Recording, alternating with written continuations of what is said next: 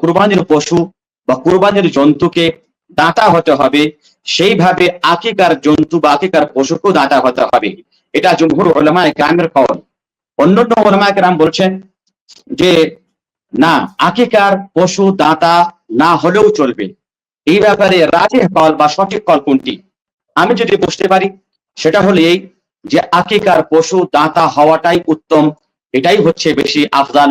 আর এর দলিল হলো এই যে যতগুলো জাবাহ আল্লাহর নৈকট্য লাভের জন্য করা হয়, যতগুলি জবাহ আল্লাহর যেই যেই জবাহগুলো আল্লাহর নৈকট্য লাভের জন্য করা হয়, আর সেই জবাহগুলো বিশেষ কোন চতুষ্পদ জন্তুর সাথে জড়িত, দুইটি কথা।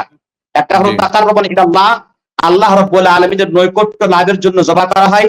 দ্বিতীয় হলো সেই জবাহটা বিশেষ চতুষ্পদ জন্তুর সাথে জড়িত, মাখসুস বা বিশেষ চতুষ্পদ জন্তুর সাথে জড়িত। তাহলে যদি এই দুইটি জিনিস পাওয়া যায়, তাহলে সেই জাবাহতে সেই চতুষ্পদ জন্তুকে দাঁতা হতে হবে। যেমন কুরবানি, কুরবানি জবাই করি আল্লাহর নৈকট্য লাভের জন্য। কুরবানির জন্তুকে জবাই করে তার রক্তপাত করে আমরা আল্লাহর নৈকট্য লাভ করতে চাই। দ্বিতীয় হলো যে কুরবানি সব জন্তু চলবে না, বিশেষ বাহিমাতুল আনআম থেকে কুরবানি দিতে হবে। সুতরাং আল্লাহর নৈকট্য লাভের জন্য জবাই করা।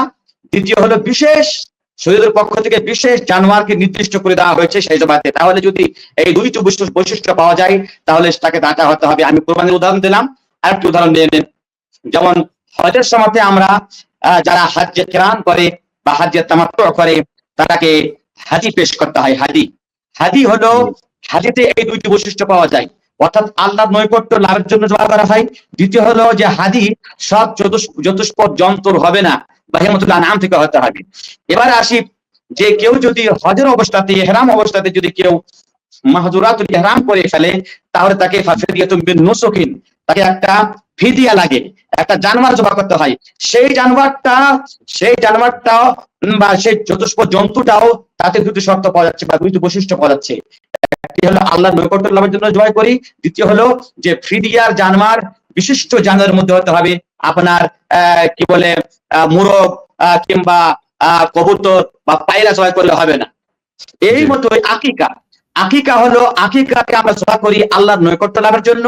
সুতরাং এবং দ্বিতীয় বৈশিষ্ট্য হলো যে আকিকা মোরগ দিয়ে হবে না, আপনার কি বলে যে কোনো পায়রা দিয়ে হবে না, যেগুলো হাঁস দিয়ে হবে না, বরং এটা হতে হবে শুধু ছাগল দিয়ে, নির্দিষ্ট চতুষ্পদ দিয়ে।